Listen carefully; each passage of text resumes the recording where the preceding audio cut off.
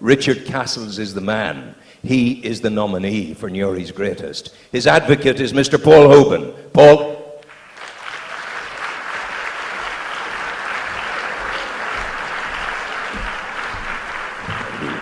Are we all set? We'll start you off. Get the glasses on first. Tell me when to go. Are you ready? Yep. 3, 2, 1. You're out of the trap. Go. Meine Damen und Herren, guten Abend. Richard Castle is my name.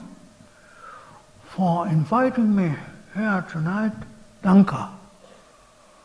I'm engineer from Deutschland, and I was here in the Newry before, in 1734. I was the one who built your great canal. So, you must vote for me as your greatest. Everyone relaxing tonight, yeah? Shh. Keep stum. Angela Merkel thinks you're working. Ein Moment, Peter.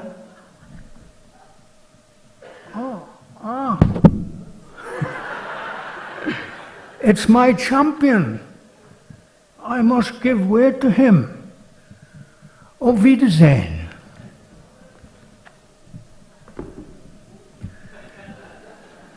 Phew, that apparition was some shock. What made him come tonight? Election fever or our brilliant publicity? Let me tell you about Richard Castle, Newry canal builder. He was a German engineer and architect, invited to Ireland to build mansions. He is recorded as a perfectionist, a man of integrity, and one whose convivial habits stopped him becoming wealthy. In my language, that means he was a drinker. He settled in Dublin and was likeable. Though a foreigner, a blow-in, he won patrons in architecture's competitive world because his Palladian style became the rage then. Some of his buildings still stand. The most famous is Leinster House, the Doll. From 1733, Castle was recognised as the best architect in Ireland. But his greatest achievement was building our Newry Canal. As Ireland's only expert on canal engineering, he was appointed by Parliament to begin the canal's construction. He came to Poynt's Pass, probably the first tourist, and was there from 1734. His pound lock design was used for all 14 locks. Steers and Gilbert continued his work, and the canal opened in 1742. Castle and Co's canal was 18 miles long. For its time, a colossal construction, the equivalent of today's Channel Tunnel. Let's see what Castle and Co did for Newry's people.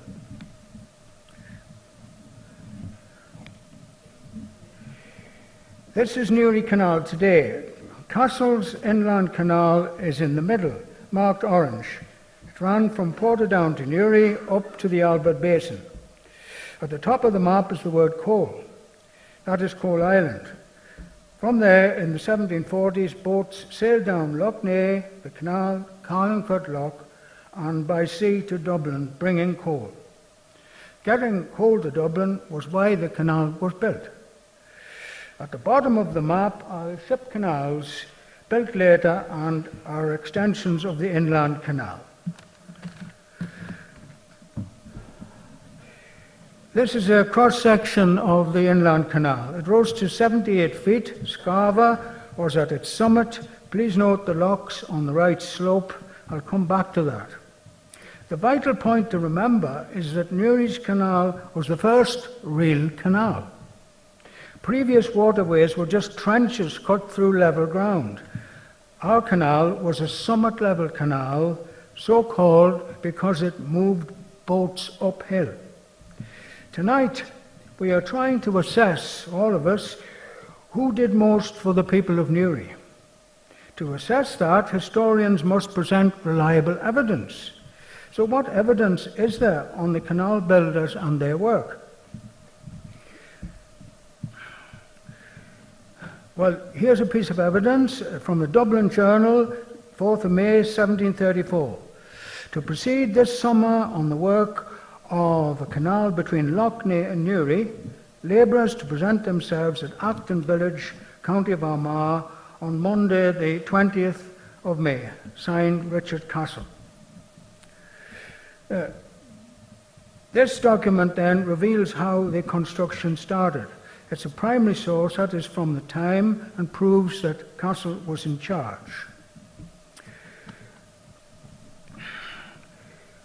Next we go to another primary document from the Dublin newsletter of the 30th of March 1742.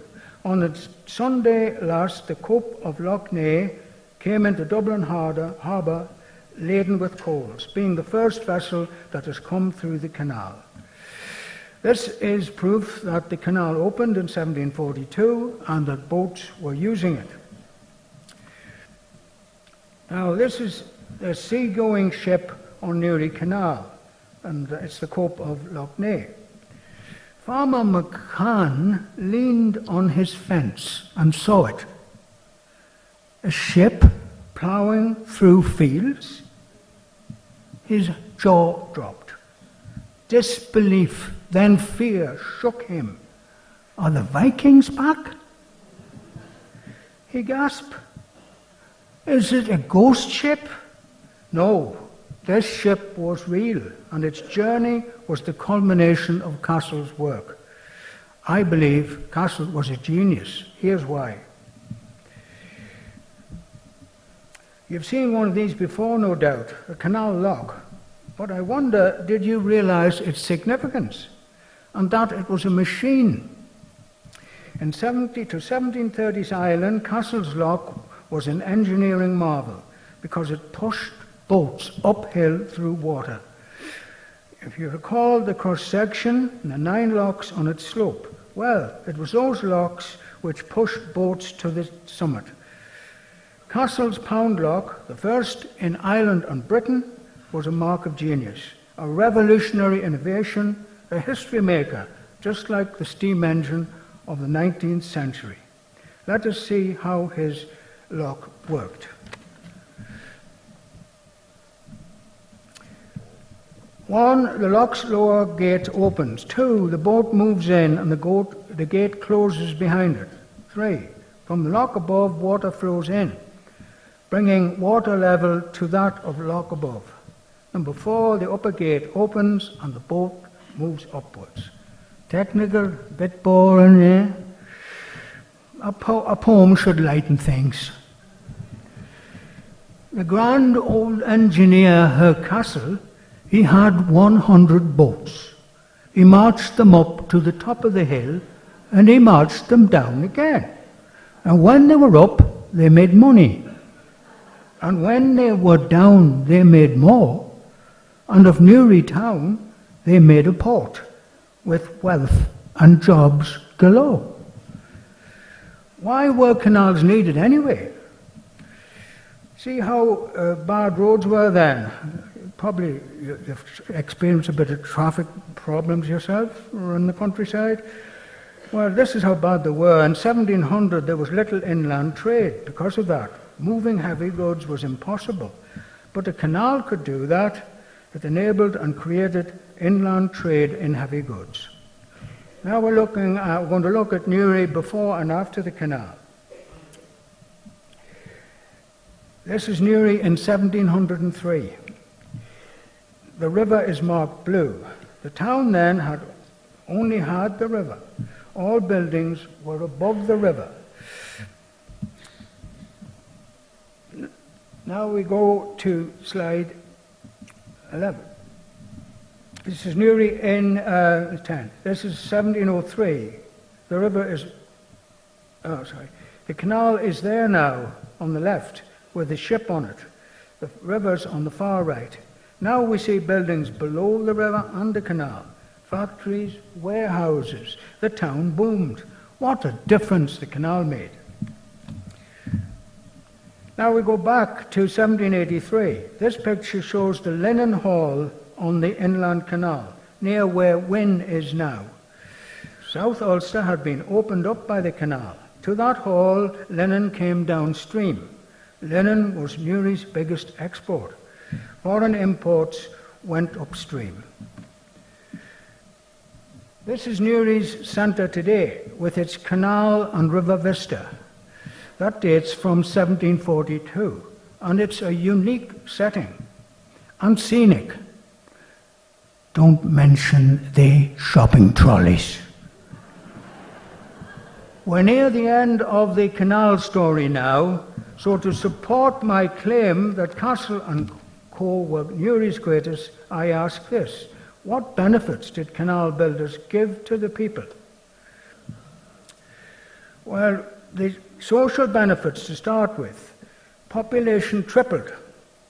10,000 in 1777. Don't forget, the canal only opened in 1742, and there were only 3,000 people in 1700. Economic benefits. Well, massive trade boom, 1 million worth of trades in 1819 from only 1,000 in 1726. They created the port. It was the fourth biggest in Ireland and the biggest in Ulster. Eat your heart out, Belfast. South Ulster was opened up and enriched. Oh, trying to find my place here. Right. Now, we have got to find evidence to support this. Fortunately, we have a witness. He was Arthur Young, who visited Newry in 1780. Here's what he wrote and observed. This town is exceedingly flourishing and well built, yet it's at the end. My God, right, I'll finish by saying thank you very much. Vote for Newry Canal, vote for Richard Castles. Don't forget its impact today. They're still building stuff out there, so Richard Castle and Co were not yesterday's men. I wonder could you say the same for the other greats. Thank you. Thank you, Paul. Thank you. Well done, sir.